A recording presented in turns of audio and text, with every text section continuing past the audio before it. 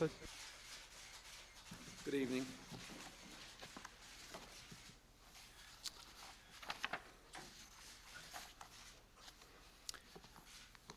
On Wednesday, I ordered our armed forces to strike military and strategic targets in Iraq. They were joined by British forces. That operation is now complete in accordance with our 70-hour plan. My national security team has just briefed me on the results. They are preliminary, but let me say just a few words about why we acted, what we have achieved, and where we want to go. We began with this basic proposition. Saddam Hussein must not be allowed to develop nuclear arms, poison gas, biological weapons, or the means to deliver them. He has used such weapons before against soldiers and civilians, including his own people. We have no doubt that if left unchecked, he would do so again. Saddam must not be permitted to defy the will of the international community. Without a firm response, he would have been emboldened to do that again and again. For 7.5 years now, the United Nations weapons inspectors have done a truly remarkable job in forcing Saddam to disclose and destroy weapons and missiles he insisted he did not have. But over the past year, Saddam has repeatedly sought to cripple the inspection system, each time through intensive diplomatic efforts backed by the threat of military action. Saddam has backed down. When he did so last month, I made it absolutely clear that if he did not give UNSCOM full cooperation this time, we would act swiftly and without further delay. For 3 weeks, the inspectors tested Saddam's commitment to cooperate. They repeatedly ran into roadblocks and restrictions, some of them new. As their chairman, Richard Butler, concluded in his report to the United Nations on Tuesday, the inspectors no longer were able to do their job. So far as I was concerned, Saddam's days of cheat and retreat were over. Our objectives in this military action were clear: to degrade Saddam's weapons of mass destruction program and related delivery systems, as well as his capacity to attack his neighbors. It will take some time to make a detailed assessment of our operation. But based on the briefing I've just received, I'm confident we have achieved our mission.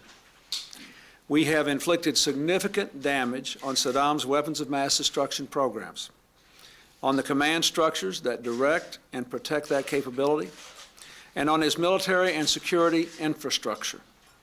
In a short while, Secretary Cohen and General Shelton will give you a more detailed analysis from the Pentagon. So long as Saddam remains in power, he will remain a threat to his people, his region, and the world.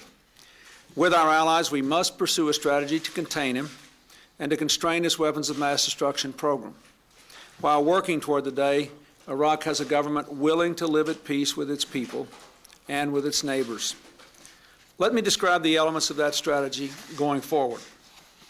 First, we will maintain a strong military presence in the area, and we will remain ready to use it if Saddam tries to rebuild his weapons of mass destruction, strikes out at his neighbors, challenges Allied aircraft, or moves against the Kurds.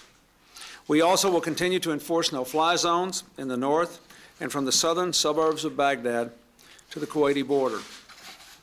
Second, we will sustain what have been among the most extensive sanctions in UN history. To date, they have cost Saddam more than $120 billion, resources that otherwise would have gone toward rebuilding his military. At the same time, we will support a continuation of the Oil for Food program, which generates more than $10 billion a year for food, medicine, and other critical humanitarian supplies for the Iraqi people. We will insist that Iraq's oil be used for food, not tanks.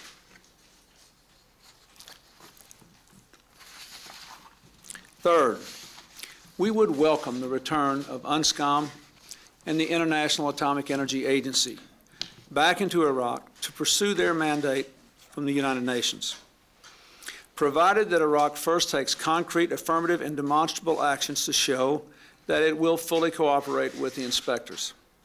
But if UNSCOM is not allowed to resume its work on a regular basis, We will remain vigilant and prepared to use force if we see that Iraq is rebuilding its weapons programs. Now, over the long term, the best way to end the threat that Saddam poses to his own people in the region is for Iraq to have a different government. We will intensify our engagement with the Iraqi opposition groups, prudently and effectively. We will work with Radio Free Iraq to help news and information flow freely to the country. And we will stand ready to help a new leadership in Baghdad that abides by its international commitments and respects the rights of its own people. We hope it will return Iraq to its rightful place in the community of nations. Let me say in closing again how terribly proud I am of our men and women in uniform. Once again, they have done a difficult job with skill, dedication, and determination. I also want to say that I am very proud of our national security team.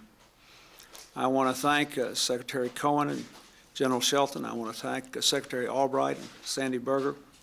The Vice President and I have relied on them very heavily. They have performed with extraordinary ability and restraint as well as effectiveness. I am very, very grateful for the way this operation was planned and executed.